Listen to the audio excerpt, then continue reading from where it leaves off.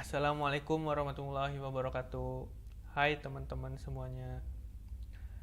Siapa nih di sini yang masih bingung atau merasa kesulitan dalam menentukan kebutuhan material untuk proyek furnitur, khususnya furnitur yang menggunakan bahan dasar plywood atau multiplex?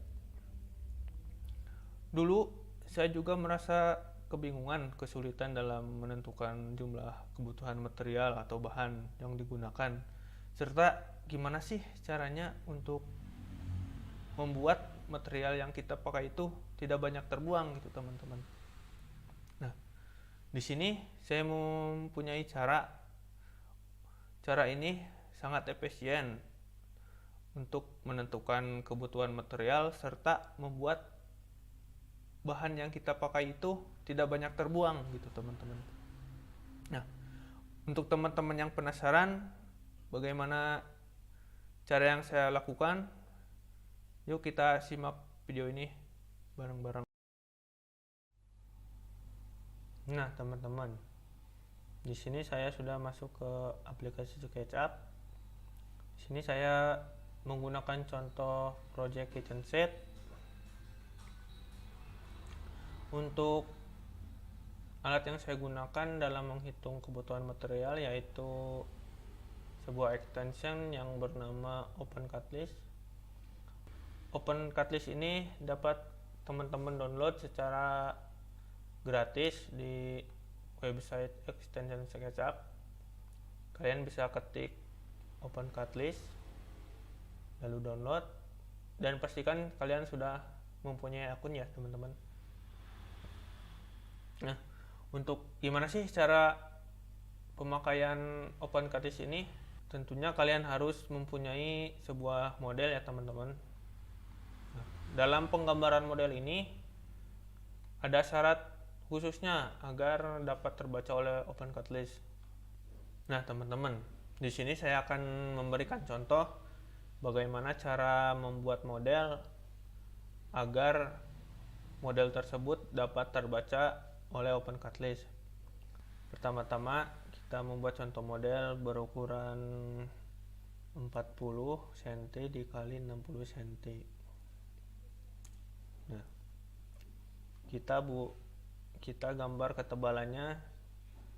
Kita tentukan dulu ingin menggunakan plywood yang ketebalannya berapa.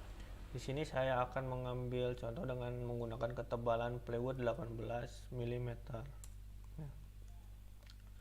Nah, agar si model ini terbaca sama cutlist, pertama kita harus menjadikan model ini menjadi komponen dulu. Pertama kita jadikan dulu komponen.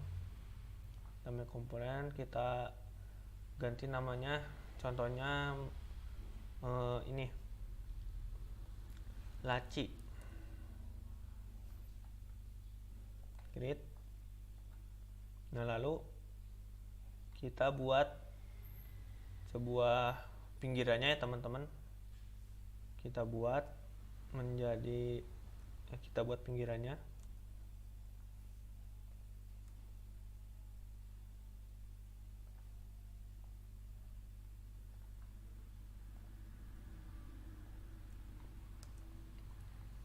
Kita buat make unique. Nah, si laci ini kita ganti menjadi samping.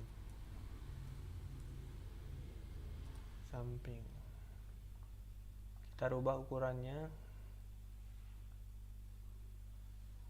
menjadi 20 cm. Nah, ini hanya contoh ya teman-teman. Kita buat samping satunya lagi. Nah, kenapa ini gak dirubah menjadi make unique? Soalnya ini kan ukurannya sama, jadi kita biarkan aja jadi satu komponen gitu teman-teman. Ini kan jadi satu komponen. Untuk selanjutnya bagian depan dan belakang, kita buat bagian depan dan belakang.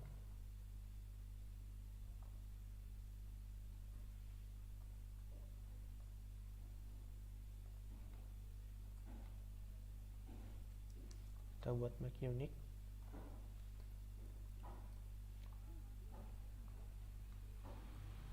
Kita samakan ukurannya.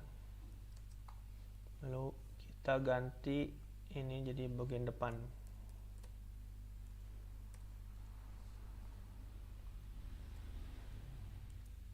Kita copy. Nah, di sini kita ambil contoh seperti simple aja ya, kita ambil contoh seperti ini. Nah, untuk dapat terbaca di OpenCAD list, yang pertama kita lakukan adalah memasukkan materialnya dulu. Kita masukkan material, contohnya material wood misalnya kan. Contoh wood. Kita ambil material yang kodenya wood bambu.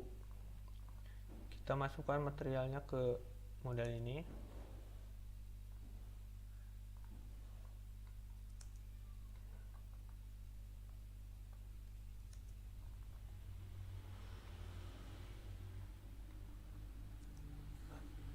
Setelah selesai, kita buka OpenCAD list.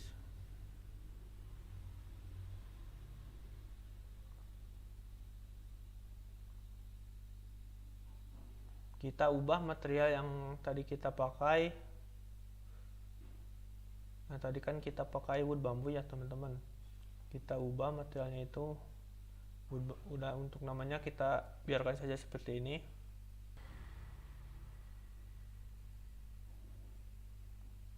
Nah, kita rubah tipe dari materialnya. Nah, untuk tipe plywood itu kita pilih yang sheet good. Kita pilih sheet good. Nah, lalu untuk standar ketebalan thickness ini bisa kalian hapus, misalkan ini kan nggak ada di pasaran gitu misalkan. Kalau nggak dihapus juga nggak apa-apa sebenarnya. Dan untuk standar ukuran itunya papanya, kita pilih yang ada di pasaran, yaitu 2440 kali 1220. Kita hapus yang tidak dipakai. Nah, untuk grain orientationnya itu kita pakai yang no grain. Lalu kita apply. Nah, setelah itu kita blok semua model yang sudah kita buat. Lalu buka lagi OpenCAD list-nya.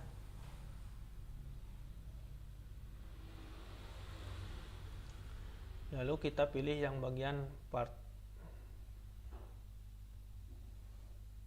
Lalu habis itu kita generate. Nah,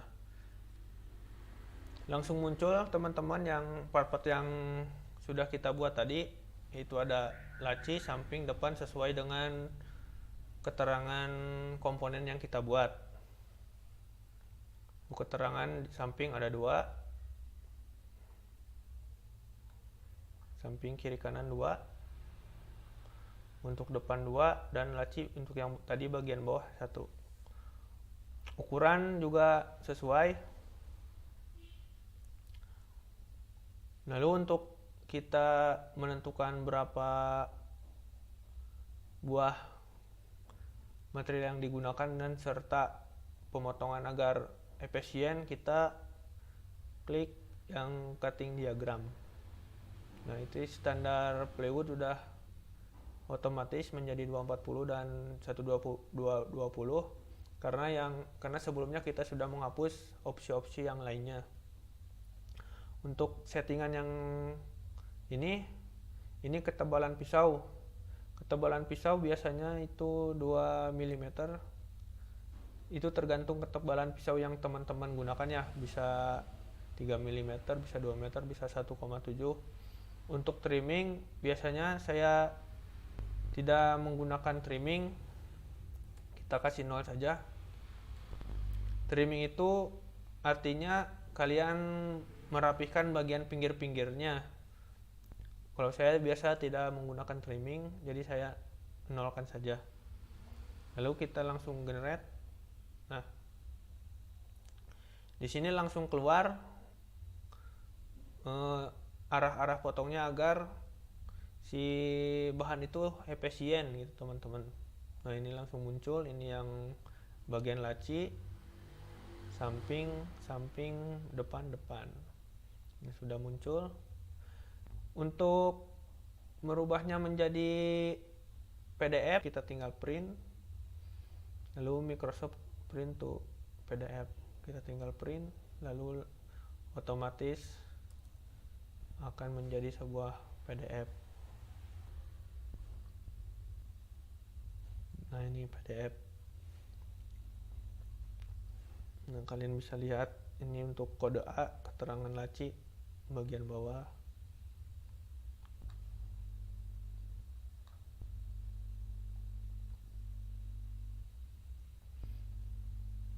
Nah, untuk contoh lainnya dalam project yang banyak gitu ya teman-teman. Misalkan nih, saya kasih contoh yang kitchen set ini. Ini kan banyak nih bagian-bagiannya.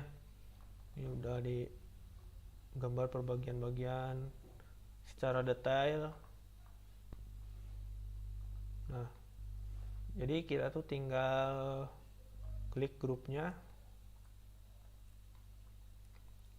lalu kita buka open cut list, lalu bagian part dan generate. Nah, di sini terlihat untuk bagian bawah ini ada beberapa part-part banyak.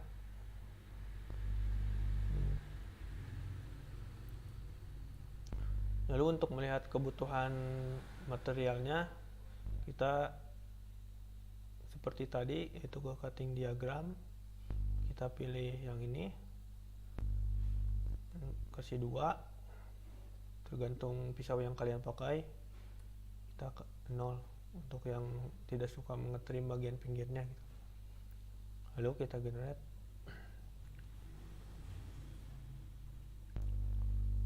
Nah, untuk kebutuhannya kita lihat di sini kualitinya 3. Berarti untuk membuat satu buah kitchen set bagian bawah, kita membutuhkan plywood sebanyak 3 lembar dengan ukuran 2 meter 44 cm kali 1 meter 22 cm. Nah, kita lihat efisiensi untuk pemotongan tidak banyak yang terbuang, hanya bagian-bagian kecil seperti ini.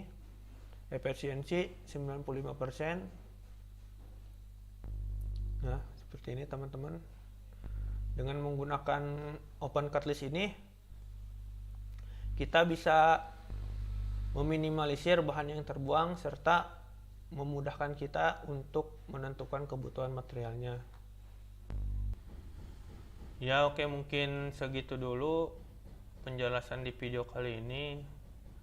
Kurang lebihnya saya mohon maaf bila mana ada ucap kata saya yang kurang mengenakan di teman-teman atau penjelasan saya kurang jelas.